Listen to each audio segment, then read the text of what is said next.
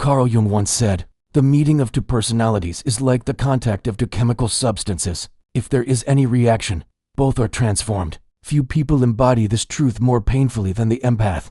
An empath is not simply a compassionate person. Compassion is a choice. Empathy, in its deepest form, is an involuntary absorption. True empaths don't just notice how others feel, they feel it within themselves, as though the emotional atmosphere of a room seeps into their own bloodstream. If someone nearby is angry, the empath's body tightens.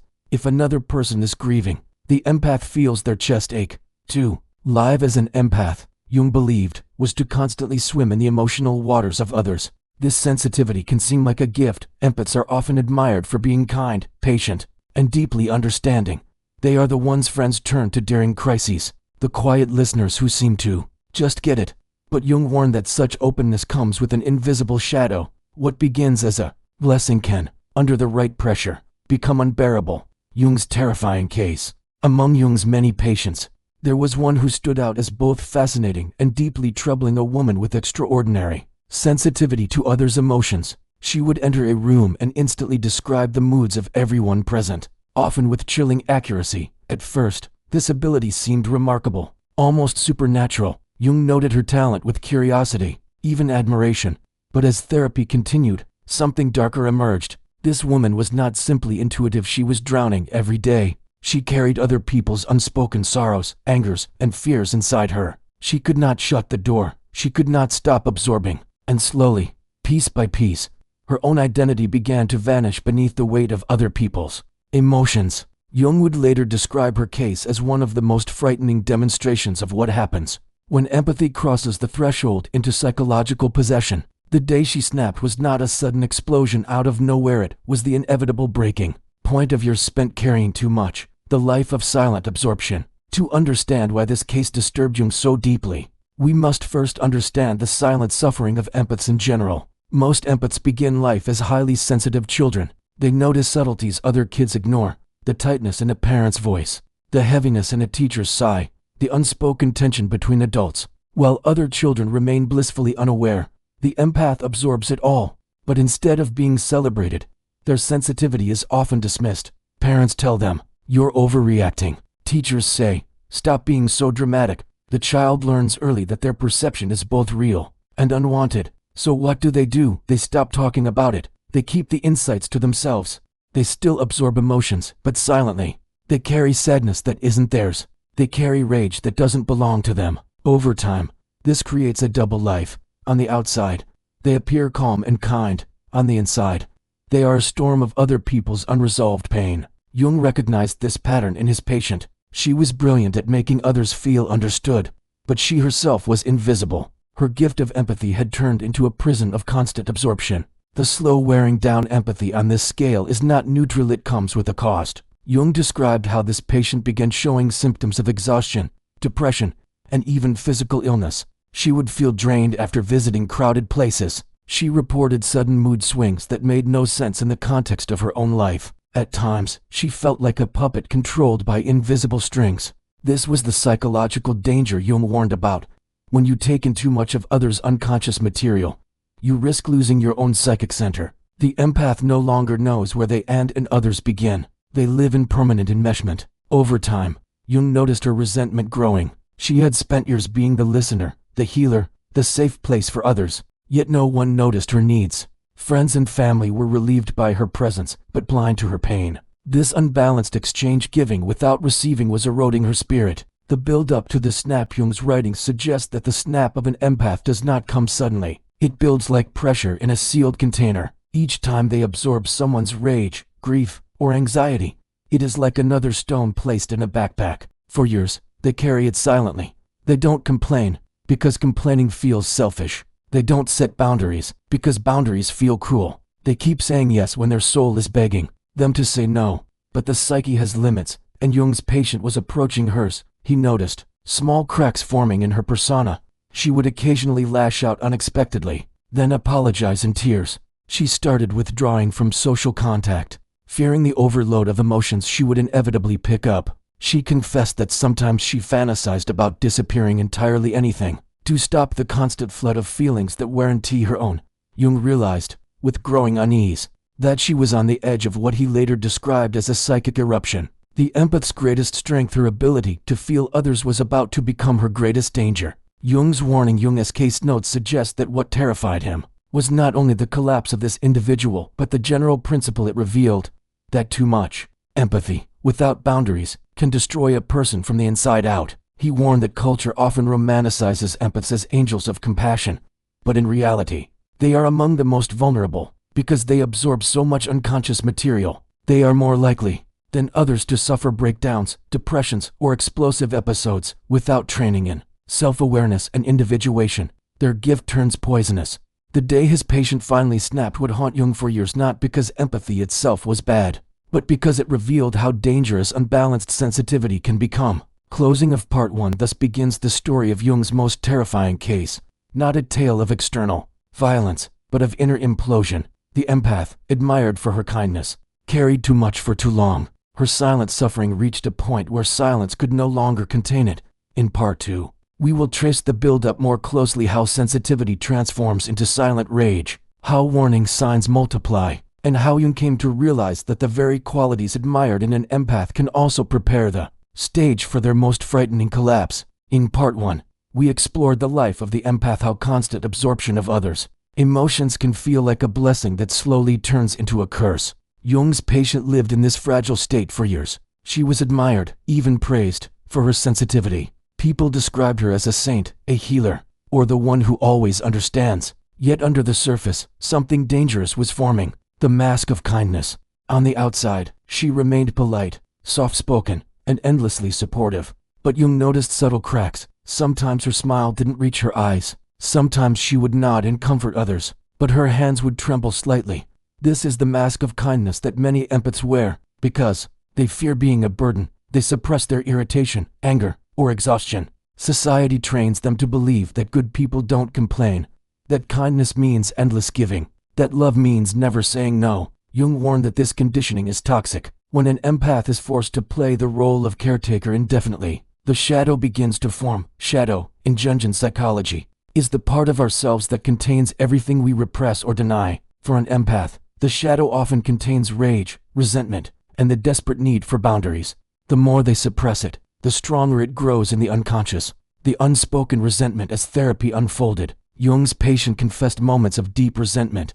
She admitted she often despised the very people she helped. She loved them, yes, but she also hated the way they drained her. At times, she fantasized about abandoning them all. This confession horrified her. She saw herself as compassionate and caring. How could she harbor such ugly feelings? She begged Jung to fix her, to make her heart pure again. Jung, however, did not see these feelings as ugly. He saw them as truth. The resentment was not proof that she was unkind. It was proof that her psyche was fighting for balance. Her unconscious was screaming what her conscious mind refused to say. Enough. Stop carrying everyone else. Start carrying yourself. Emotional contagion. One of the strangest patterns Jung observed was what he later called emotional contagion. His patient would not only absorb others' emotions, but begin acting them out. If she visited a friend who was secretly angry, she would go home and lash out at her husband without understanding why. If she sat with someone hiding grief, she would cry for hours afterward with no personal cause.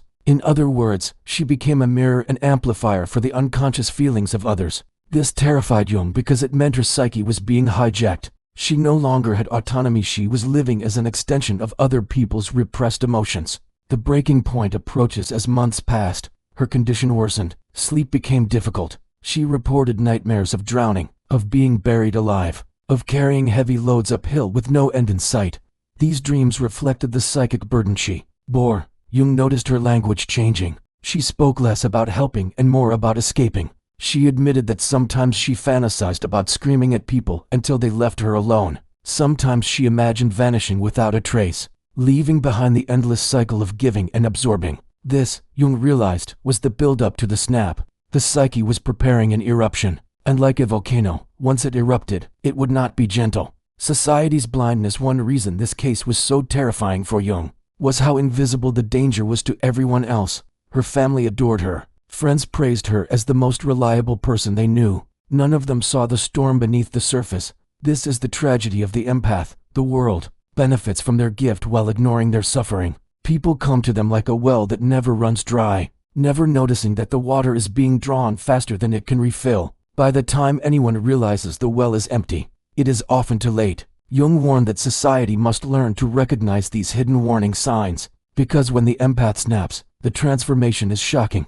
The shadow's first appearances. Jung described moments in which his patient's shadow began to break through. One day, while recounting her week, she suddenly shouted, "I hate them, I hate all of them." Her face twisted with rage she had never shown before. Moments later, she collapsed in tears, horrified at her own outburst. Jung noted this as a crucial moment. The unconscious was breaking through repression. What had been buried for years was demanding expression, and while the eruption frightened her, Jung saw it as necessary. Suppressed energy cannot stay buried forever. If ignored, it explodes in destructive ways. The terrifying realization what shook Jung most was the recognition that this was not an isolated case. His patient was extreme, but the principle applied broadly. Empaths everywhere were vulnerable to the same collapse. Anyone who absorbs too much without boundaries risks becoming possessed by the unconscious. He wrote that the greatest danger in empathy is identification, when one loses the distinction between self and other. This identification blurs the edges of identity until the empath is hollowed out, an empty vessel filled with everyone else's pain. And when that vessel finally cracks, the release is violent. The calm before the storm. In the weeks leading up to the snap, Jung observed a strange calm in his patient. She became quieter, almost detached. She described feeling numb and empty. At first, Jung hoped this was healing, a sign that she was learning to detach from others' emotions. But soon he realized it was the stillness before collapse. The psyche often numbs itself right before a breakdown. It is a survival mechanism, a way of conserving energy before the storm. Jung sensed it was only a matter of time before the eruption came. Closing of part 2. Thus, the stage was set. The empath who had spent years silently carrying others had reached the end of her endurance. Jung, both therapist and witness, knew the snap was near. The only question was what form it would take and how destructive it would be. In part 3, we will explore the moment of snapping itself, the eruption of the shadow, the terrifying behaviors that shocked even Jung, and why the collapse of an empath is unlike any other psychological break. Jung knew the storm was coming. He had seen the cracks, the suppressed rage, the emotional contagion, the numbness before collapse, but nothing could prepare him for the day his patient snapped, the session that changed everything. It began on what seemed like an ordinary afternoon. The patient walked into Jung's office quietly. As she always did, she was polite, even smiled faintly. Jung noted, however, that her movements seemed stiff, her voice flat, her eyes distant. For the first half of the session, she spoke calmly about mundane things, her errands, conversations with neighbors, her family's minor disputes. Jung sensed something strange beneath the surface. The calmness felt artificial, like a mask stretched too tightly. Then, suddenly, it broke, the explosion without warning. She slammed her hand on the table, her voice, normally soft and hesitant, rose into a scream. "I can't take it anymore. I'm done with everyone. They drain me, they suffocate me, they use me until there is nothing left." The eruption was primal, raw, and uncontrollable. Years of suppressed resentment came pouring out at once. She cursed the very people she had loved and cared for. She shouted about wanting to disappear, about wanting to destroy the endless demands that chained her. Jung later wrote that her face transformed, eyes blazing, features twisted, as if another personality had taken over. This was the shadow, fully unleashed. The terrifying power of the shadow. What horrified Jung was not just the anger, but its intensity. It wasn't a normal outburst, it was decades of swallowed emotions detonating in a single moment. Her words cut like knives. Her tone carried a venom she had never allowed herself to show. And then came something even more chilling. She began to mimic the voices of people in her life, her husband, her children, her friends. She spoke their words, their excuses, their manipulative demands, almost perfectly. It was as if all the unconscious dialogue she had absorbed were spilling out of her. "You always say, you're the strong one. You'll understand. You always say, don't make this about you. You always say, be grateful. Others have it worse."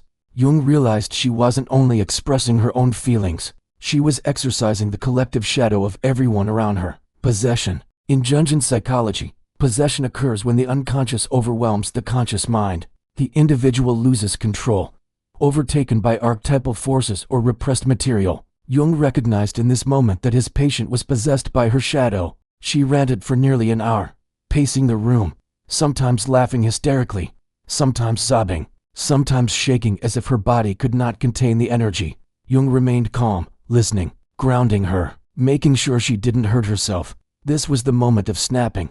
The empath who had spent her life as a quiet vessel for others' pain had become a volcano, spewing fire indiscriminately. The aftermath in the room finally. Exhausted, she collapsed into the chair, trembling. Tears streamed down her face. In a broken whisper, she said, "I don't know who I am anymore. I feel like I've been everyone else my whole life. I don't know what's left of me." This sentence struck Jung with full force. It was the essence of the empath's collapse, the complete loss of self. When you live as a sponge for others long enough, your own identity dissolves. When it finally snaps, what emerges is chaos, because there is no stable I to contain it. Jung's terrifying realization. In his private notes, Jung admitted that this case terrified him, not because the patient was dangerous in a physical sense, but because she revealed something profound about human psychology, that extreme empathy, without boundaries, can lead to identity death, that the unconscious, when overloaded, doesn't simply whisper, it roars, it takes over, it destroys balance. That sensitivity, if unintegrated, becomes a curse more destructive than coldness or indifference. He realized that the empath's greatest gift, the ability to feel deeply, was also her most lethal vulnerability. The silence that followed for days after the eruption. She was silent. She stopped attending social gatherings. She refused visitors. Even in therapy, she often sat wordless, staring at the floor. Jung interpreted this as the psyche's attempt to rebuild after the eruption. There is always silence because the unconscious has emptied itself. But the danger was not over. If she failed to integrate what had surfaced, the cycle would repeat, perhaps even more violently. Why this case haunted Jung. Jung later described this case as one of the most disturbing of his career, because it was not insanity in the traditional sense. His patient was not delusional, not psychotic. She was simply too conscious, too exposed to the emotional currents of others. Her collapse was not madness, it was a survival response to unbearable psychic weight. This terrified Jung because it meant many outwardly normal empaths were walking the same thin line. They appeared kind, gentle, and reliable, but inside, their unconscious was building pressure. And if they didn't find ways to set boundaries, the eruption was inevitable. Lessons from the snap from this terrifying case. Jung drew several lessons that remain vital today. Every gift has a shadow. Empathy, without boundaries, becomes self-destructs. Repression always backfires. What you bury will eventually explode.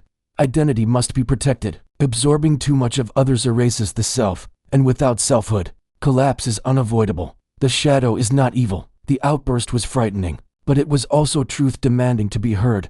Integration required listening, not suppression. Closing of part 3. Thus, the terrifying snap revealed itself not as a random breakdown, but as the natural result of years of imbalance. Jung's patient embodied the empath's greatest danger, to see and feel everything, but to carry it alone until the weight becomes unbearable. In part 4, we will explore how Jung guided her through recovery, the methods he used to transform the eruption into growth, the steps required to integrate the shadow, and the larger warning this case gives to all empaths today. The snapping of the empath was terrifying, but it was not the end of her story. In fact, for Jung, it marked the beginning of something far more important, the long, difficult journey of recovery. The day the volcano erupted, the unconscious had spoken. The question now was, could the voice of the unconscious be heard, understood, and integrated without destroying her entirely? After the snap, silence and shame. In the days that followed her violent outburst, the patient was overcome with shame.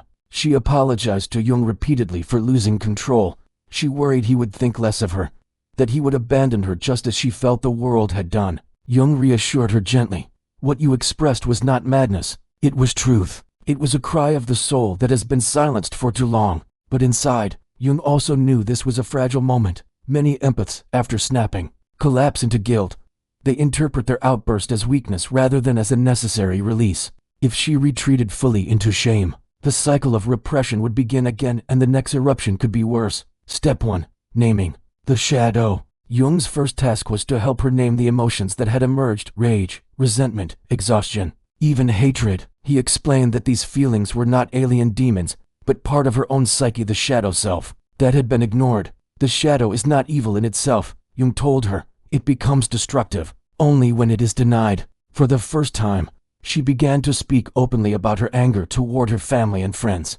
She admitted that she resented being treated like a caretaker, like an emotional sponge. She confessed that sometimes she wished she could just walk away from them all. Saying these words aloud was revolutionary. For years, she had swallowed them. Now, simply speaking them gave her a strange relief. Step 2. Reclaiming identity. The next step was harder. Jung guided her to separate her identity from the expectations of others.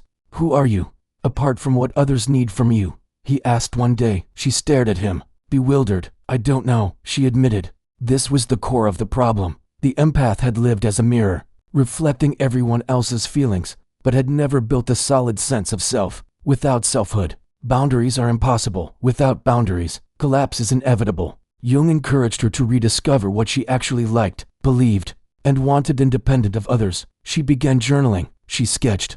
She walked alone in the forest. She practiced saying no to small requests. These were tiny steps, but they began to carve out the shape of a self. Step 3. Learning boundaries. Perhaps the most vital stage of her healing was learning boundaries. For an empath, this feels unnatural, even cruel. Saying no feels like betrayal. But Jung reminded her, to deny yourself is also a betrayal.